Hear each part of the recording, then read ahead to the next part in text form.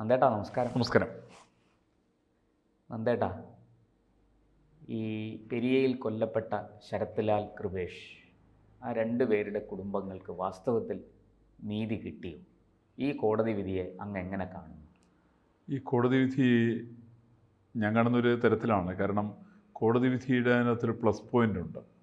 കാരണം ഇന്ന് ഈ കേസ് CBIയുടെ കോടതിയിലല്ല വന്നിരുന്നു എന്നിരിക്കട്ടെ, ഈ കേസിൽ എല്ലാ പ്രതികളും രക്ഷപ്പെടുമായിരുന്നു.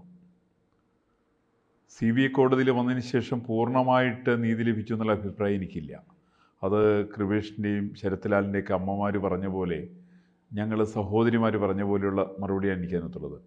വേണ്ട രീതിയിലായിട്ടില്ല. KV കുഞ്ഞിരാമനെ പോലെയുള്ള ക്രിമിനലിനെ കൃത്യമായിട്ട് ശിക്ഷിക്കാൻ സാധിച്ചിട്ടില്ല. കേവലം 5 കൊല്ലത്തെ തടവ് ശിക്ഷയാണ് അയാളെപ്പോലുള്ളവർക്ക് ലഭിച്ചിരിക്കുന്നത്. 4 പേർക്ക് അങ്ങനെയാണ്. ഇത് എല്ലാവർക്കും ജീവപര്യന്തമോ ഇരട്ട ജീവപര്യന്തമോ വധശിക്ഷയൊക്കെ തന്നെ കിട്ടേണ്ട കേസ് തന്നെയാണ് സത്യത്തിൽ. പക്ഷേ CBI അതിൻ്റെ പരമാവധി പണിയെടുത്തിട്ടുണ്ട്.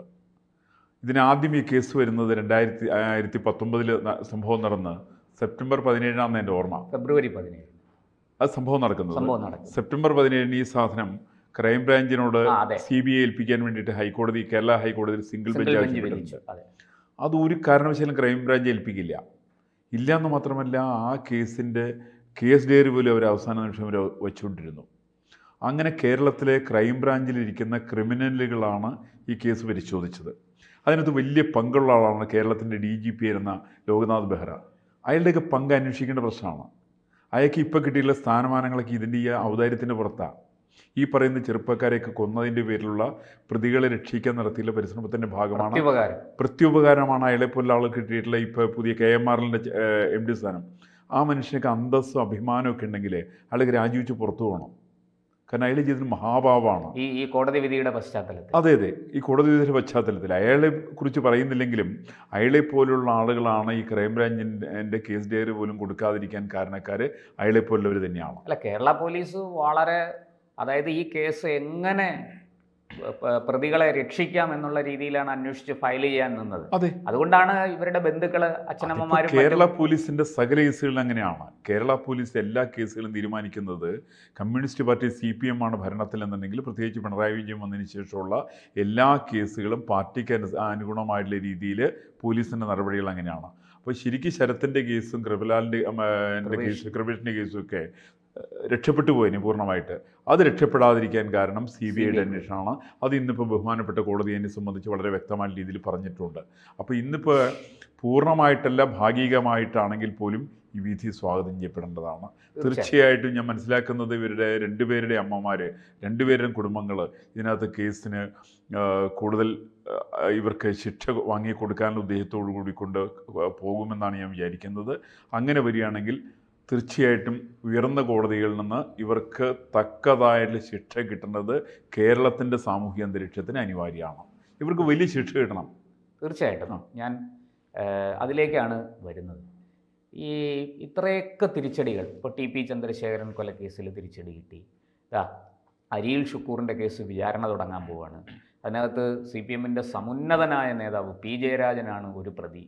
പിന്നെ മുൻ MLA TV രാജേഷുണ്ട്. അങ്ങനെ പല പ്രമുഖരും, നമ്മുടെ ഇപ്പോഴത്തെ പാർട്ടി സംസ്ഥാന സെക്രട്ടറി MV ഗോവിന്ദൻ്റെ മകൻ അതിൽ 13ാം പ്രതിയാണെന്ന് കേൾക്കുന്നു. ഇങ്ങനെയൊക്കെയുള്ള ഒരുപാട് പേര്. അതുപോലെ ഷുഹൈബ് കൊലക്കേസിൽ, ഇങ്ങനെ നിരവധി കേസുകളിൽ CPMന് കടുത്ത തിരിച്ചടി കിട്ടിയിട്ടും അവർ ഈ കൊലപാതക രാഷ്ട്രീയം അവസാനിപ്പിക്കാൻ തയ്യാറല്ല. ഇപ്പോൾ താൽക്കാലികമായിട്ട് അതൊന്ന് പിൻവാങ്ങി നിൽക്കുന്നേ ഉള്ളൂ. അവരുടെ കയ്യിൽ നിന്ന് ഭരണം പോകുന്നതിൻ്റെ അടുത്ത നിമിഷം അവരിത് പുനരാരംഭിക്കും. എന്തുകൊണ്ടാണ് CPM ഇങ്ങനെ ചെയ്യുന്നത്? ഇതൊരു ജനിതക തകരാറാണോ CPMൻ്റെ? അതെന്ത് സംശയമില്ല, ഇത് കമ്മ്യൂണിസ്റ്റ് പാർട്ടിയുടെ ജനിതക തകരാറാണത്.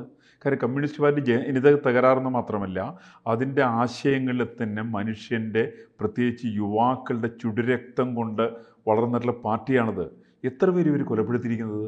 അത് കേരളത്തിൽ മാത്രമല്ലല്ലോ, ഇന്ത്യയിൽ ആകമാനമുണ്ടല്ലോ, ലോകത്തിൽ എല്ലാ സ്ഥലത്തുണ്ടല്ലോ. കമ്മ്യൂണിസ്റ്റ് പാർട്ടി ഭരിച്ചിട്ടുള്ള ലോകത്തിലെ ഏതെങ്കിലും ഒരു സ്ഥലത്ത് കൊലപാതകം നടക്കാത്തൊരു സ്ഥലം ഉണ്ടായിട്ടുണ്ടോ? ഇപ്പോൾ കേരളത്തിൽ കമ്മ്യൂണിസ്റ്റ് നേതാക്കന്മാരുണ്ട്, M ഗോവിന്ദനടക്കം. ഇവർക്കൊക്കെ ഇത്തരം കൊലപാതകങ്ങളിൽ ഇവരൊക്കെ പങ്കന്വേഷിക്കേണ്ടതല്ലേ? പിണറായി വിജയൻ്റെ പങ്ക്, പിണറായി വിജയൻ്റെ രാഷ്ട്രീയ പ്രവേശനം എങ്ങനെയാണ്? പിണറായി വിജയൻ്റെ രാഷ്ട്രീയ പ്രവേശനം എന്ന് പറഞ്ഞാൽ വാടിക്കൽ രാമകൃഷ്ണൻ എന്ന് പറയുന്ന ചെറുപ്പക്കാരനായിട്ടുള്ള തയ്യൽ തൊഴിലാളിയെ കൂട്ടി കൊലപ്പെടുത്തിയിട്ടാണ് ഇയാളുടെ പ്രവർത്തനം തുടങ്ങുന്നത്. അങ്ങനെയാണ് തുടങ്ങുന്നത്. അതിനിവർ തെറ്റായിട്ടുള്ള നറേഷൻസ് കൊണ്ടുവരും. ഇവർ അമ്പലങ്ങളെ അടിച്ചു പൊളിക്കും, പള്ളികളെ അടിച്ചു പൊളിക്കും. ഇത്തരത്തിലുള്ള ക്രൂരതകളാണ് ഇവർ ലോകത്തിലെമ്പാടും നടത്തിയിട്ടുണ്ട്. ഇപ്പോൾ സ്റ്റാലിനെ കുറിച്ചിട്ട് ഏറ്റവും കൂടുതൽ വിശദമായിട്ട് എഴുതിയിരിക്കുന്നത് പി കേശവദേവാണ്. കമ്മ്യൂണിസ്റ്റ് വധയന്ത്രം എന്ന് പറയുന്ന പുസ്തകത്തിനകത്ത് അതിൽ സ്റ്റാലിന് വേണ്ടിയിട്ടുള്ള ഭരണഘടന എഴുതിയിട്ടുള്ള ആളുണ്ട്. 23 അംഗ ഭരണഘടനാ കമ്മിറ്റി, അതിൽ 15 പേരെ ആളും കൊന്നുകളഞ്ഞു ഈ ഭരണഘടന വന്നതിന് ശേഷം. കമ്മ്യൂണിസ്റ്റ് പാർട്ടിയുടെ പൊളിറ്റ് ബ്യൂറോ മെമ്പർമാർ 27 പേരാണ്. 27 പേരിൽ 16 പേരും പുള്ളി കൊലപ്പെടുത്തി. ഇതൊക്കെ കമ്മ്യൂണിസ്റ്റ് വധയന്ത്രത്തിൽ പറഞ്ഞിട്ടുണ്ട്. അതേപോലെ തന്നെ മാവോ സേത്തുങ്ങിൻ്റെ കൊലപാതകത്തിൻ്റെ ചരിത്രം എന്താ? നമ്മൾ സാധാരണ പറയുന്ന സമയത്ത് ഹിറ്റ്ലറാണ് വലിയ എന്നൊക്കെ പറയും. ഒരു ഹിറ്റ്ലറല്ല കൊലപാതകമുള്ളത്. അത് പണ്ഡിറ്റ് ജവഹർലാൽ നെഹ്റുവിനെ പറ്റിച്ചുകൊണ്ട് 1958 നെഹ്റു അവിടെ യാത്ര നടത്തിയിട്ട് പഞ്ചശീല തത്വത്തിൽ ഒപ്പിട്ടുകൊണ്ടിരിക്കുന്ന സമയത്ത് അവിടെ സാംസ്കാരിക വിപ്ലവത്തിൻ്റെ പേരിൽ അരങ്ങേറിയത് 4,50,00,000 പേരെയാണ് കമ്മ്യൂണിസ്റ്റ് പാർട്ടി കൊലപ്പെടുത്തിയത്. USSR അല്ല, ഇവിടെ ചൈനയിൽ നടത്തിയത് ആർട്ടിഫിഷ്യൽ സ്റ്റാർവേഷൻ്റെ പേരിൽ. മനുഷ്യന് ഭക്ഷണം കൊടുക്കാതെ കണ്ട് സംഭരണശാലകൾ പൂട്ടിയിട്ടു. അവിടെയുള്ള എല്ലാ നെൽപ്പാടങ്ങളും അവരടിച്ച് നിരപ്പാക്കി. അവിടെ നെൽപ്പാടങ്ങളുണ്ടായിരുന്ന പറവകൾ 25 ലക്ഷം പറവകളെയാണ് അവർ കൊലപ്പെടുത്തിയത്. അവസാനം ഇവിടെ ഇറക്കുമതി ചെയ്യേണ്ടി വന്നില്ലേ? അങ്ങനെ കമ്മ്യൂണിസ്റ്റ് പാർട്ടി നടത്തിയിട്ടുള്ള ഭീകരത ലോകമെമ്പാടും അതിക്രൂരമാണ്. മാവോവിനെ പോലെയുള്ള അതിക്രൂരനായിട്ടുള്ള ആൾ, സ്റ്റാലിനെ പോലെയുള്ള മനുഷ്യരക്തം കുടിക്കുന്ന മനുഷ്യനായിട്ടുള്ള സ്റ്റാലിനെ പോലുള്ള ആളുകൾ അവരുടെ പാരമ്പര്യക്കാരാണ് കമ്മ്യൂണിസ്റ്റ് പാർട്ടി കേരളത്തിൽ.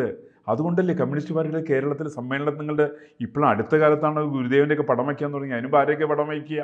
അവർ സ്റ്റാലിൻ്റെ പടം വയ്ക്കും, ലെനിൻ്റെ പടം വയ്ക്കും, മാർക്സിൻ്റെ പടം വയ്ക്കും. ഒരു ഭാരതീയൻ്റെ പടം വയ്ക്കാറില്ലല്ലോ. അവരാരും പടമൊന്നും വയ്ക്കാറില്ല. കാരണം അവർ ക്രൂരന്മാരായിട്ടുള്ളവർ മാത്രമാണ് പടം വയ്ക്കുക. അങ്ങനെ ക്രൂരന്മാരിൽ നിന്ന് ആവേശം ഉൾക്കൊണ്ട് വന്നവരാണ് പിണറായി വിജയനും കോടിയേരി ബാലകൃഷ്ണൻ. മരിച്ചുപോയെങ്കിലും പറയാതിരിക്കാൻ നിവൃത്തിയില്ല. കോടിയേരി ബാലകൃഷ്ണനും പി കൃഷ്ണപിള്ളയുടെ അടക്കം മരണം ദുരൂഹമായിട്ടുള്ള സാഹചര്യത്തിലാണ്. ഏത് പാമ്പ് കടിയേറ്റിട്ടപ്പോൾ അത് മരിച്ചത്?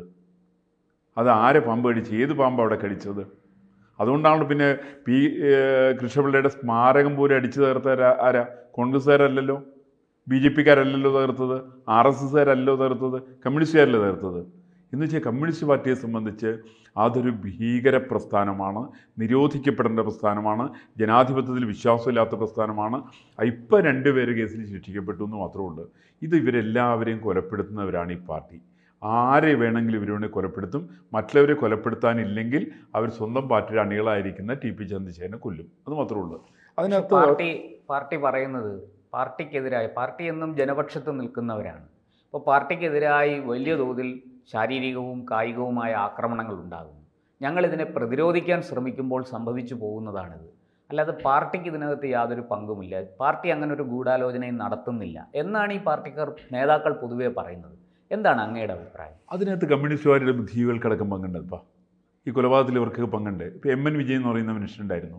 MN വിജയൻ പിൽക്കാലത്ത് കമ്മ്യൂണിസ്റ്റ് പാർട്ടി തള്ളിപ്പറഞ്ഞതിൻ്റെ പേരിൽ MN വിജയന് ചില ആളുകൾ വെച്ച് പൂജിക്കുന്നുണ്ട്. കേരളം കണ്ട ഏറ്റവും വലിയ ക്രിമിനലുകളുടെ ഒരാളാണ് MN വിജയൻ. എന്തുകൊണ്ടാണ് അങ്ങനെ പറയുന്നത്? കാരണം ഇപ്പോൾ ജയേഷ് മാഷ് മരിച്ചു അവിടെ കണ്ണൂരിൽ. വിദ്യാർത്ഥികളുടെ മുന്നിലിട്ട് വെട്ടിക്കൊലപ്പെടുത്തിയതാണ് കേരളം കണ്ട ഏറ്റവും ദാരുണമായിട്ടുള്ള അന്ത്യമാണത്. തീർച്ചയായിട്ടും അതെ, അതിന് ന്യായീകരിച്ച ആളാണ് MN വിജയൻ. MN വിജയനെ ന്യായീകരിച്ചു. TP ചന്ദ്രശേഖരൻ്റെ വധത്തെ ന്യായീകരിച്ചിട്ടുള്ള സാമൂഹ്യ രംഗത്ത് പ്രവർത്തിക്കുന്ന ആളുകളില്ലേ? ഇവരൊക്കെ ക്രിമിനലുകളല്ലേ? കമ്മ്യൂണിസ്റ്റ് പാർട്ടിയുടെ ഒത്താശ സ്വീകരിച്ചുകൊണ്ട്, പണം സ്വീകരിച്ചുകൊണ്ട് നടത്തുന്ന കേരളത്തിലെ സാഹിത്യകാരന്മാർക്കൊക്കെ ഇക്കാര്യത്തിൽ പങ്കുണ്ട്. അവരൊക്കെ തന്നെ ഇത്തരം ക്രിമിനലുകളാണ്. അതിൽ MN വിജയനെ പോലുള്ള ചില ആളുകളുടെ പേര് ഞാൻ പറഞ്ഞു മാത്രമേ ഉള്ളൂ. ബാക്കിയുള്ള ആളുകളുടെ പേരിൻ്റെ പരസ്യമതി ഞാൻ വേണ്ടി സൂചിപ്പിക്കാം. കാരണം പണം പറ്റുന്ന ആളുകൾ, ഔദാര്യം പറ്റുന്ന ആളുകൾ, എഴുത്തച്ഛൻ പുരസ്കാരം സ്വീകരിക്കുന്ന ആളുകൾ, കേരളശ്രീ പുരസ്കാരം പറ്റുന്ന ആളുകൾ, ഇവരൊക്കെ ഔദാര്യം പറ്റുന്ന ആളുകളാണ്. അങ്ങനെയുള്ള ഒരുപാട് പാണന്മാരെ വെച്ചിട്ട് ഇവരെയൊക്കെ ന്യായീകരിക്കുന്ന പാർട്ടിയാണ് കമ്മ്യൂണിസ്റ്റ് പാർട്ടി. നക്കാപ്പിച്ച് കിട്ടിക്കഴിഞ്ഞ് ഇവരൊക്കെ ഇതിനകത്ത് ന്യായീകരിക്കാൻ ശ്രമിക്കും. അങ്ങനെ ഏറ്റവും വലിയ കൊലപാതക പ്രസ്ഥാനത്തെ ന്യായീകരിക്കുന്ന സ്വഭാവം കേരളത്തിലെ സാംസ്കാരിക രംഗത്തുണ്ട്. രാഷ്ട്രീയ രംഗത്ത് പ്രവർത്തിക്കുന്ന കമ്മ്യൂണിസ്റ്റ് പാർട്ടിയുടെ ആളുകളൊക്കെ കൊലപാതകമായിട്ട് നേരിട്ട് ബന്ധമുള്ളവരാണ്. ഇവർക്ക് മറ്റുള്ളവർ കൊല്ലുന്നതിൽ ഭയമില്ല. അവർക്ക് ചെറുപ്പക്കാരുടെ ചോര കണ്ടാൽ ഇവർ അങ്ങനെ ഹാലിളകുന്ന ആളുകളാണ് ഇവർക്ക് അതിൽ സന്തോഷം കണ്ടെത്തുന്ന ആളുകളാണ് ഇവർ. കാരണം കമ്മ്യൂണിസ്റ്റ് പാർട്ടിയിൽ ഏത് നേതാവാ കൊലപാതകത്തിൽപ്പെടാത്ത ആളുള്ളത്? അന്ന് MN ഗോവിന്ദ മാഷ് എന്ന് പറയട്ടെ. അതുകൊണ്ട് അവർ ആ വിഷയം മറച്ചു വെക്കാൻ വേണ്ടിയിട്ട് പുതിയ ചില തർക്കങ്ങളൊക്കെ കൊണ്ടുവരും. അതെ, അത് ഇവരുടെ ചില പാണന്മാരുടെ പരിപാടിയാണ്. അവിടെയാണ് സനാതനധർമ്മത്തെക്കുറിക്കുന്ന ചർച്ച വരുന്നത്. ഈ പറയുന്ന സംഭവത്തെ ഇപ്പോൾ ശരത്ലാലിൻ്റെയും കൃപേഷിൻ്റെയും നടന്നിട്ടുള്ള മരണത്തിൻ്റെ ശിക്ഷയ്ക്കിടയ്ക്ക് അത് മറച്ചു വെക്കാനുള്ള പരിപാടിയാണ് പിണറായി വിജയൻ തൊടുത്തുവിട്ടാകുമ്പോൾ. ആ ചർച്ചയുടെ ഗൗരവം ഒന്ന് കുറയ്ക്കാൻ വേണ്ടിയിട്ടാണ് നമ്മൾ ഡൈവേർട്ട് ചെയ്യിക്കേണ്ട വിഷയം. തീർച്ചയായിട്ടും ഞാൻ ഒരു ചോദ്യം കൂടി ഈ വിഷയത്തിൽ അങ്ങയോട് ചോദിക്കാൻ ആഗ്രഹിക്കുന്നു. താൽക്കാലികമായിട്ടെങ്കിലും ഇപ്പോൾ പിണറായി വിജയൻ മുഖ്യമന്ത്രിയായിരിക്കുന്നത് കൊണ്ടാണോ എന്നറിയില്ല, താൽക്കാലികമായിട്ട് ഈ കൊലപാതക രാഷ്ട്രീയത്തിന് ഒരു ഇടവേള ഉണ്ടായിരിക്കുകയാണ്. അത് വാസ്തവത്തിൽ ഈ പറഞ്ഞതുപോലെ പിണറായിക്ക് സ്വസ്ഥമായിട്ട് ഭരിക്കാനാണോ അതോ കേന്ദ്രത്തിൽ BJP സർക്കാർ ഭരിക്കുന്നത് കൊണ്ടാണ്? എന്താണ് അങ്ങയുടെ അഭിപ്രായം? അത് സാധാരണ ഇതിൽ കമ്മ്യൂണിസ്റ്റ് പാർട്ടികൾ എക്കാലത്തും ചെയ്യാറുണ്ട്. അത് അവർ പോളണ്ടിൽ ചെയ്തിട്ടുണ്ട്, അവരത് റഷ്യയിൽ ചെയ്തിട്ടുണ്ട്, അവർ ചൈനയിൽ ചെയ്തിട്ടുണ്ട്, അവർ ക്യൂബയിൽ ചെയ്തിട്ടുണ്ട്. എക്കാലത്തും ഒരു ഇടവേളകൾ എടുക്കാറുണ്ട്. ഈ ഇടവേളകളൊക്കെ അത്യാവശ്യം പുതിയ ക്രിമിനലുകളെ സൃഷ്ടിക്കുന്ന ഒരു ഇടവേളകളാണ് ശരിക്കും. ഇത് കഴിഞ്ഞാൽ അതിശക്തമായുള്ള കൊലപാതകങ്ങൾ അവർ നടത്തും. അപ്പോൾ നമ്മൾ ധരിക്കുകയും TP ചന്ദ്രശേഖരൻ്റെ അവസാനത്തെ കൊലപാതകമാണ്, കൃപേഷിൻ്റെയും ശരത്ലാലിൻ്റെ അവസാനത്തെ കൊലപാതകമാണ്. അങ്ങനെയല്ല. കമ്മ്യൂണിസ്റ്റ് പാർട്ടി ഒരു കാലത്ത് നേരിട്ട് കൊലപാതകം നടത്തി, തുടർച്ചയാണ്. ഇപ്പോൾ SDP എന്ന പ്രസ്ഥാനത്തിൻ്റെ പോപ്പുലർ ഫ്രണ്ടിൻ്റെ കൊലപാതകങ്ങളുണ്ട്. രഞ്ജിത്ത് ശ്രീനിവാസനടക്കം കൊലപ്പെടുത്തിയിട്ടുള്ളത്, പാലക്കാട് ശ്രീനിവാസനെ കൊലപ്പെടുത്തിയിട്ടുള്ള കൊലപാതകങ്ങൾ, ഇതൊക്കെ കമ്മ്യൂണിസ്റ്റ് പാർട്ടിയുടെ പോപ്പുലർ ഫ്രണ്ട് അവിഹിത ബന്ധത്തിൻ്റെ കൊലപാതകങ്ങളാണ്. നമ്മുടെ ഇദ്ദേഹത്തിനെ കൊണ്ട് ജോസ് മോഷനെ കൈവെട്ടിയ സംഭവം, നമ്മൾ ജോസ് മോഷനെ കൈവെട്ടിയ സംഭവം കേവലം ഇസ്ലാമിക തീവ്രവാദികൾ മാത്രം നടത്തിയാൻ ധരിക്കരുത്. അതിനകത്ത് കമ്മ്യൂണിസ്റ്റ് പാർട്ടിക്ക് പങ്കുണ്ട്. ആരാണ് ജോസ് മോഷനെ കൊണ്ടത് എഴുതിച്ചവരാണ്. അന്നത്തെ വിദ്യാഭ്യാസ വകുപ്പ് മന്ത്രിയായ ബേബിക്ക് പങ്കില്ലേ? വിവാദം ഉണ്ടാക്കിയതിൽ പങ്കുണ്ട്. വിവാദം ഉണ്ടാക്കി ഇദ്ദേഹത്തിൻ്റെ കൈ നഷ്ടപ്പെടുന്ന വരെയുള്ള കാര്യങ്ങൾ ചെയ്തത് കമ്മ്യൂണിസ്റ്റ് പാർട്ടിയാണ്, CPM ആണ്. അവസാനം കൈയൊഴിയുന്നു. നമുക്ക് CPM-ൻ്റെ ഇപ്പോഴത്തെ ഈ ഒരു താൽക്കാലികമായ ഒരു ശാന്തി അല്ലെങ്കിൽ ഒരു സമാധാനം നമ്മുടെ സംസ്ഥാനത്ത് ഇപ്പോൾ കുറച്ച് നാളുകളായിട്ടെങ്കിലും പേരിനെങ്കിലും ഉണ്ടെന്ന് പറയണം.